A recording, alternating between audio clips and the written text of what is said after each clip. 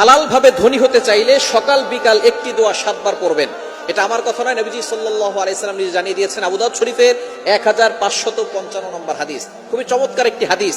নবীজি সাল্লাল্লাহু আলাইহি সাল্লাম একটি দোয়া শিক্ষা দিয়েছেন, যে দোয়ার মাধ্যমে একজন সাহাবী ধনী হয়েছেন। আপনি ঋণের বোঝা জর্জরিত আছেন, টেনশন, দুশ্চিন্তা, ডিপ্রেশন, ফ্রাস্ট্রেটেড পিপল যারা আছেন, অনেক দুশ্চিন্তা, দুশ্মনের দুশ্মনী, এবং অনেকে আপনার সাথে দুশ্মনী করে আপনাকে ক্ষতি করতে চায়, অথবা আপনি ঋণের বোঝা জর্জরিত হয়ে টেনশনে আছেন, এই একটি আমল করেন। সকালে 7 বার ফজরের নামাজের পরে পড়বেন এবং মাগরিবের পরে 7 বার পড়বেন। আল্লাহ পাক রব্বুল আলামিন আপনার সকল দুঃখ, কষ্ট, টেনশন এবং ঋণের বোঝা দূর করে আল্লাহ আপনাকে সম্পদের মালিক বানাবেন।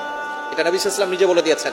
আবু সাঈদ খুদরি রাদিয়াল্লাহু তাআলা থেকে হাদিসটি এসেছে, একবার নবীজি সাল্লাল্লাহু আলাইহি সাল্লাম মসজিদ নববীর পাশ দিয়ে হেঁটে যাচ্ছেন। এমন সময় দেখেন আবু উমামা রাদিয়াল্লাহু তাআলা আনহু তিনি মসজিদে বসে বসে জিকির করতেছেন, আল্লাহর ইবাদত করতেছেন।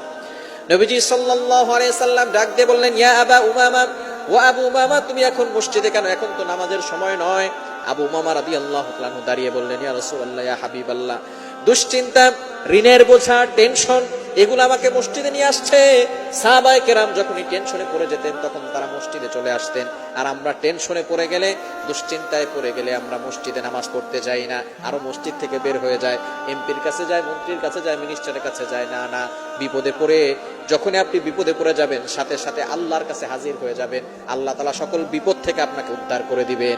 আবু উমামা রাদিয়াল্লাহু তাআলা যখন এই কথা বলেছেন, নবী সাল্লাল্লাহু আলাইহি ওয়াসাল্লাম বললেন, ইয়া আবা উমামা, হে আবু উমামা, তোমাকে একটা আমলের কথা কি বলে দিব না, যে আমল করলে আল্লাহ পাক রব্বুল আলামিন তোমার দুশ্চিন্তা দূর করবেন, টেনশন দূর করবেন, তোমার ঋণের বোঝা দূর করবেন, ঋণ মুক্তির ব্যবস্থা করে দিবেন, এবং আল্লাহ তোমাকে সম্পদ দিবেন, এমন একটা দোয়ার কথা কি তোমাকে বলবো না?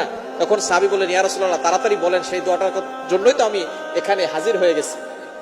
এবার রাসূল সাল্লাল্লাহু আলাইহি ওয়াসাল্লাম বলেছেন যে তুমি একটা দোয়া পড়বে, এই দোয়াটা ফজরের পরে 7 বার, মাগরিবের পরে 7 বার। এই সাহাবী আবু উমামা রাদিয়াল্লাহু তাআলা তিনি এই দোয়াটা পড়েছেন। কিছুদিন পরে নবীজি সাল্লাল্লাহু আলাইহি ওয়াসাল্লামের জন্য হাদিয়া নিয়ে আসছেন এবং বলছেন, ইয়া রাসূলুল্লাহ, আপনার এই দোয়ার আমল করে আমি ঋণ মুক্তির ব্যবস্থা করেছি, আল্লাহ পাক রব্বুল আলামিন করে দিয়েছেন, এবং আল্লাহ পাক রব্বুল আলামিন আমাকে সম্পদশালী বানিয়েছেন, আমি নিজে আপনার জন্য কিছু হাদিয়া নিয়ে আসছি। দোয়াটি হচ্ছে, আল্লাহুম্মা ইন্নী আউযু বিকা মিনাল হাম্মি ওয়াল হুজনি ওয়া আউযু বিকা মিনাল আজজি ওয়াল কাসালি ওয়া আউযু বিকা মিনাল জুবনি ওয়াল বুখলি ওয়া আউযু বিকা মিন গলাবাতিদ দাইনি ওয়া কাহরির রিজাল। এটা বুখারী শরীফের ভিতরে একটা অন্য রায়াত আছে, আবু দাউদ শরীফের ভিতরে আসছে। আমি আবু দাউদের রিওয়ায়াতটি বলেছি। এটা আপনি আমল করবেন ফজরের পরে 7 বার, মাগরিবের পরে 7 বার। একই সাথে করলে দুশ্চিন্তা, ঋণের বোঝা, টেনশন, সকল ধরনের দুশ্চিন্তা থেকে, অভাব থেকে আল্লাহ তাআলা দূর করে আল্লাহ আপনাকে সম্পদশালী বানিয়ে